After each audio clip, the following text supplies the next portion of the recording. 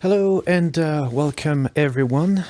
So today I wanted to talk about Muslims supporting Israel. My name is William. I am a sociologist at the University of Warwick in the UK, and it's been more than 15 years I've been in that field.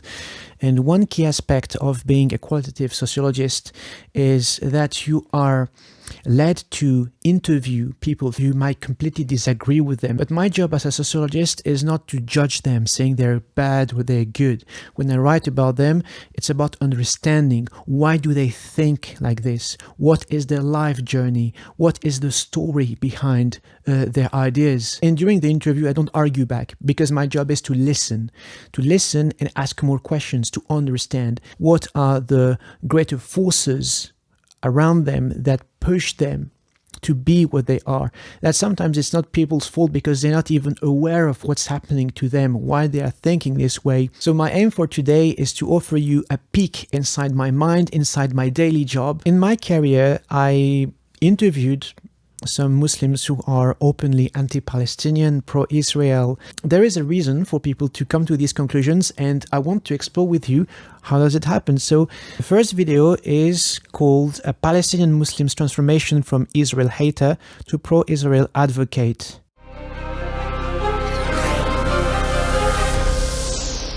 And welcome back to The Watchman from Jerusalem. Christians United for Israel. Video was published 5 years ago. It has almost 800,000 subscribers, and the video itself has 11,000 views. He grew up as a Palestinian Muslim refugee in Kuwait. From the time he was a child, he learned to hate Israel. And then one single conversation with a Jewish man turned his life upside down. اسمي مارك حلاوة. انولدت وتربيت في الكويت كلاجئ فلسطيني. And this is my crazy story. Well, the production value is insane. It's more than TV standards on this video. My dad was born in 1945. He told us that he was a Palestinian refugee. We had a Jordanian citizenship, but we grew up thinking that we were originally Palestinians. So we did grow up in an anti-Israel home because of this. In school in Kuwait, we learned a lot of things like, Jews came from outer space and occupied Muslim land, and it's bad and we should wish to help somehow.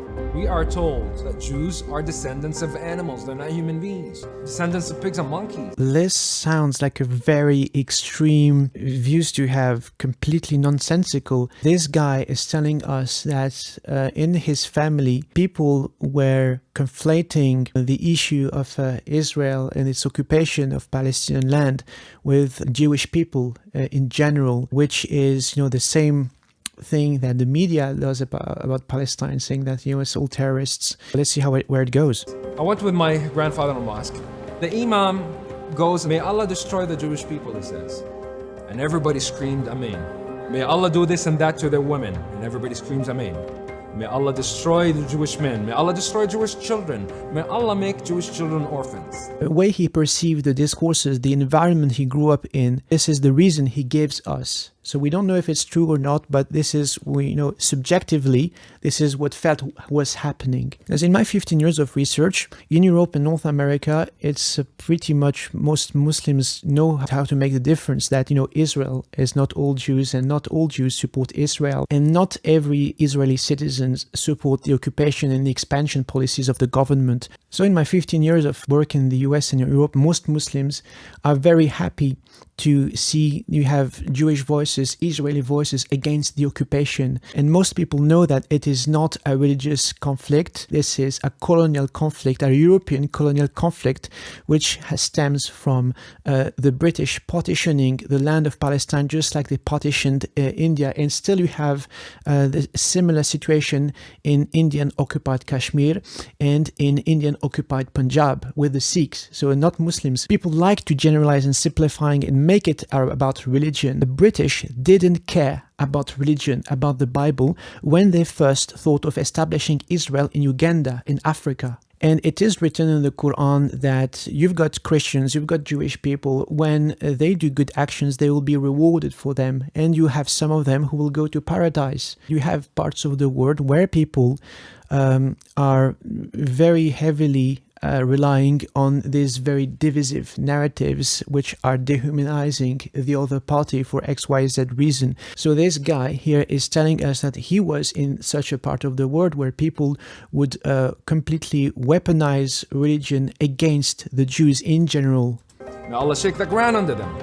And it goes on and on and on. I could never imagine what Israel was. This blackness. I can't imagine that people live in Israel, have children, and some mother hugs her child and kisses her child like normal humans.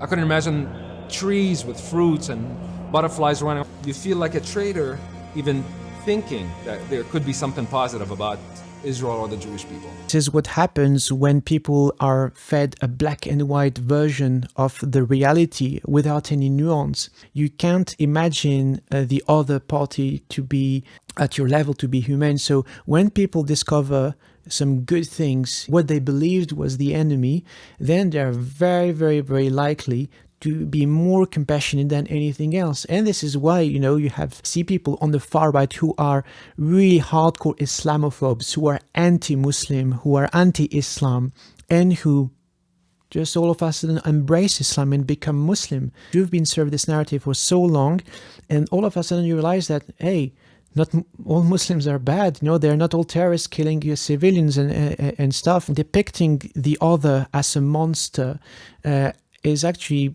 I think, does the complete opposite of what these parents or teachers were trying to achieve in the first place. Something different about our family. My grandmother from Jerusalem was a Jew. A classic revert story, if you like. There is so many cases where same thing, someone discovers they have some Muslim heritage in their family, some Muslim relatives. This sparks their curiosity and they decide to embrace Islam. But here we see it happening with Judaism. Dr. Block invited me over to sit down and we had a conversation. And later on he tells me, so your father's from where? What's your background? So and so. By Muslim law, you're a Muslim. I said, yeah, this is not our conversation. But he had something in mind. And he goes, by Jewish law, you're a Jew. According to matrilineal descent, you and your siblings are Jews. This is the turning point for him. I grew up hating Jews. And now this man tells me I'm Jewish. I am my own enemy. 3 months after, I got the guts and go to a synagogue. I told people where I'm from. Nobody was shocked. Nobody threw me out because my father is a Muslim. Nobody frowned upon me. None of that stuff.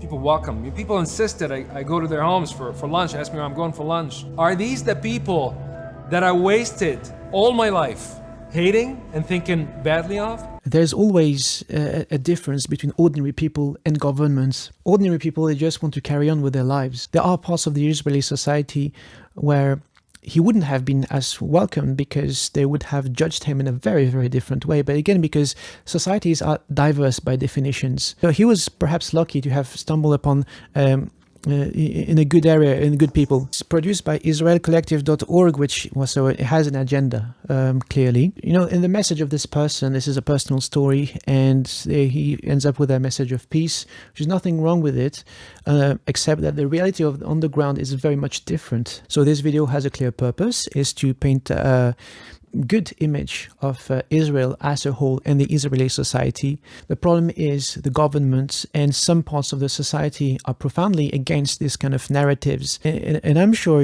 even though this video might sound pro-Israeli or whatever, I'm sure lots of very conservative Israeli might be really annoyed with it. And maybe the creators, the producers of this video may have received some backlash. We might think that, this guy is a sellout or the traitor, whatever you want to call him, but the reality is much more different. It's just a guy who embarked on a personal journey, found his roots and decided to embrace his Jewish identity.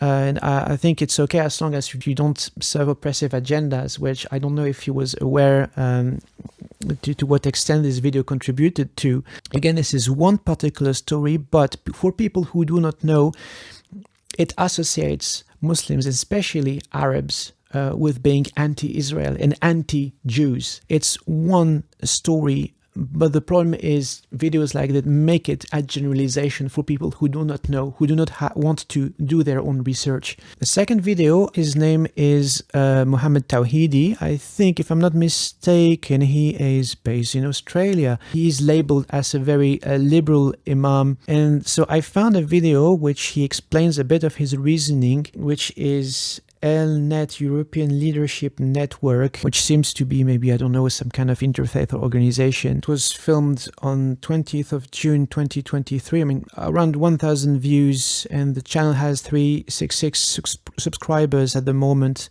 So let's listen to what he has to say. The Abraham Accords has changed the face of not only the region, but also the religion. So just for context, the Abraham Accords, some kind of agreements between the UAE, Bahrain, Sudan, Morocco, establishing diplomatic relationships with Israel. It's geopolitics. It has nothing to do with religion, but he ties it straight away with religion.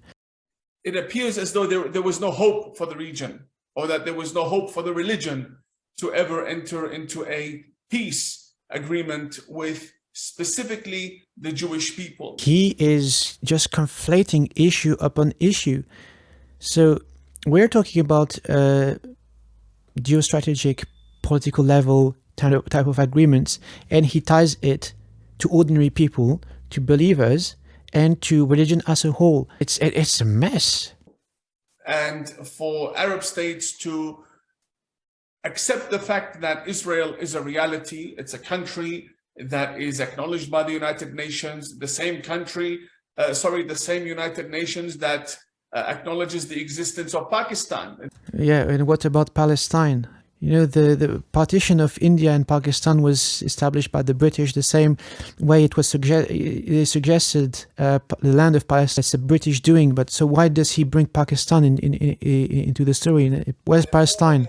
No longer wishing to live in reality and live in your own bubble has brought great detriment to the region, has made the Muslim states appear backwards. Muslim states. There's a video I made which I explained the topic. It's not accurate to call a country Islamic or Muslim. England has Christianity as their state religion, but is it a Christian country? And has tarnished the reputation of the religion, always associating it with violence and conflict and headaches and never-ending wars. Completely bonkers assumption.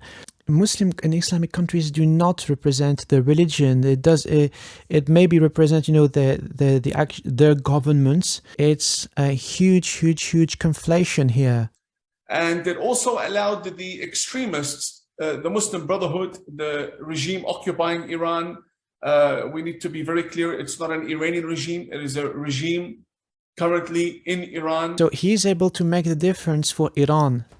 That the regime doesn't represent the people. So why is he not able to make the difference with the other countries and like calling them Muslim countries? In calling the Muslim Brotherhood as extremists, any academic or political analyst who is very familiar with the subject can tell you that they're very far from being extremists on the spectrum. That's an age-old argument that people can hear in France, for example, that the Muslim Brotherhood is the source of all evil, and comparing them to ISIS or Al-Qaeda or these kind of things, which again, it doesn't make any sense. I don't know what he reads as books or who gives him these pieces of information, but that's not accurate at all. Hamas and the Muslim Brotherhood, funded by Qatar and so on, they've become the voice of the religion and region, basically off of a conflict that has nothing to do with the region or the religion. So now he says it has nothing to do with the region and the religion. Like, what is he trying to say? It becomes easier for us to achieve social change and social reform, keeping in mind that this change and this reform happened without any violations to Islamic law, meaning that the UAE did not change the Holy Quran in order to achieve peace with the Jews in Israel. The UAE did not ban any type of books or clerics or whatsoever. Again, this is like conflation. Why? Like, peace with the Jews in Israel, what does it even mean? How can a state make a peace with people? How do you explain the Palestinian reluctancy to join these agreements? I mean, on the ground, you give some you give some reflection on Abbas, but I mean more on the ground. Do you think that Palestinian people are willing and more? Even the questions, the premise is completely wrong. We're talking about governments, not Palestinian people. The Palestinian people have been saying that the Abraham Accords, and by Palestinian people, I mean the Palestinian leaders and their supporters. Okay, that's maybe the first clarification, or maybe the second we hear from him. They've been saying that the Abraham Accords is a betrayal to the Islamic cause related to Al-Aqsa Mosque, and the betrayal to the Arab cause of liberating Arab lands from Jewish so-called occupation. The fact is, the Palestinians are not Arabs, and the cause is not an Arabic cause. Where the hell is this guy trying to go? You know, it's the feeling I get when I read a student's very bad copy, like a student writing a very stereotypical, simplifying, generalizing paper. That's And all the way up to the Jordan River, that is Arabian land. On the other side of the Jordan River, that is Judea. So what the kind of arguments he does here are essentialist arguments. He goes back to ethnicity of people, the religion of people, referring to how religion defines the land and the people, or, you know, nitpicking, what kind of ethnicity are people in Palestine? The land of Moses and David and Daniel and Solomon. So he says it's not about religion, but he just mentioned, yeah, it's the land of the Torah. Either he's really confused, whether he hasn't have like an organized way of delivering his ideas. If there is a Palestinian who claims he's Arab, then he's indigenous to Arabia on the other side of the Jordan River, and they cannot be indigenous to Judea. Arabs cannot be indigenous to Judea, and Judeans cannot be indigenous to Arab land. That's the eternal argument of who came first. You know, if we look at genetics, if we look at anthropology, humans are only indigenous to Africa, where the first Homo sapiens emerged from. So this is why the argument of who came first on the land of Palestine is an endless conversation, because you always will find someone who was there first before the other one. 20% of Israel's population are Muslims. There are, we're looking at dozens and dozens of mosques, 400 imams. Well, yeah, but he ignores the fact that they are second-class citizens. There's a hierarchy of citizenship in Israel. The mosque in Jerusalem, Al-Aqsa, did not exist during the time of the Prophet. What hell is he saying? There was no mosque at the time, of course, that's obvious. Yeah, during the night journey, the Prophet traveled to Al-Aqsa, the Temple Mount. He basically is trying to debunk an argument that doesn't exist. The fact is, the Palestinians already have 3 states. Because if you look at geopolitics, what makes a state? What is a state? I mean, what do you need in order to establish a state? You need a head of state, you need a military, and you need an economy.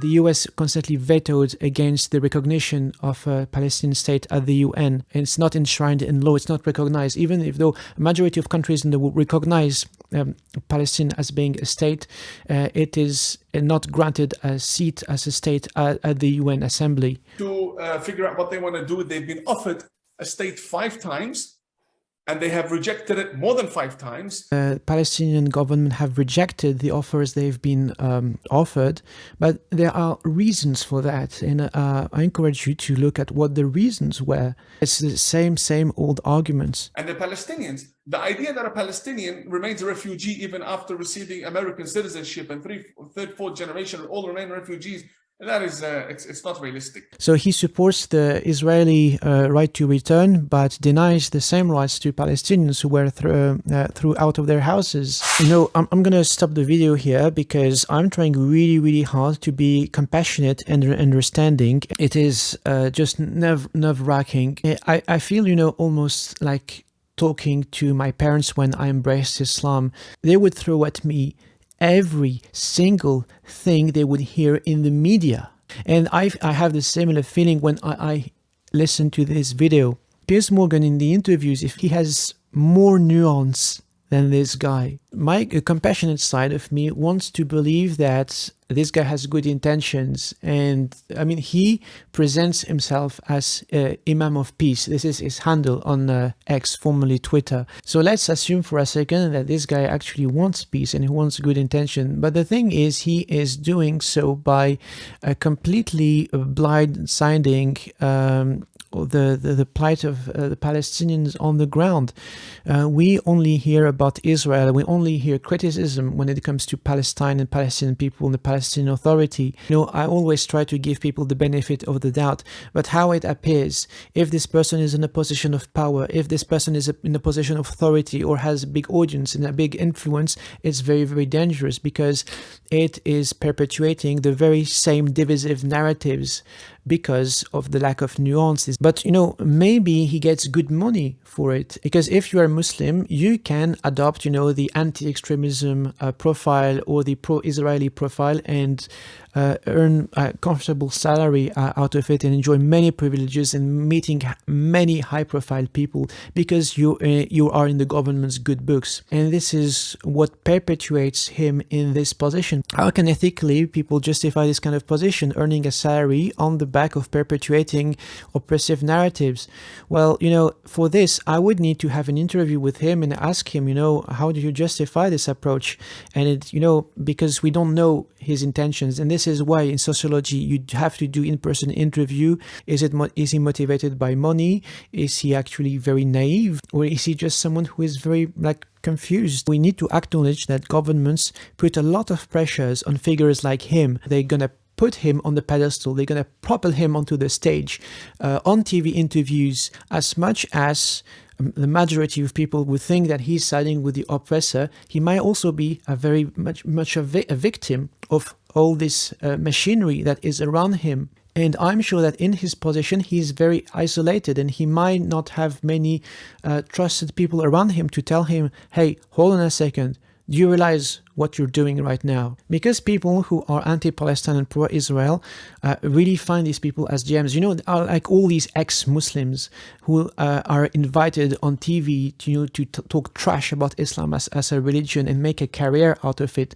The media post 9/11 love these kind of people. You know, they were like the gems of freedom to be protected at any cost, because they would be perceived as these renegades, these rebels going against the grain, speaking truth to power, because they have erected Islam as a whole, as a maleficent entity. So in the first case, we had very bad personal experiences. And in the second case, it's just pure misinformation. If you look at the far right, you know, it is very, very, very similar. When it comes to, for example, people hating Muslims, either they had very bad experiences with a few Muslims and then they generalize, or they are just misinformed and swallow uncritically whatever the media serves them, and this is why they form their opinions. So that was my aim, to offer you a peek inside what is my actual job when it comes to interviewing different kinds of people and trying to understand, you know, why do we have these trends forming? Why do we have people thinking this way?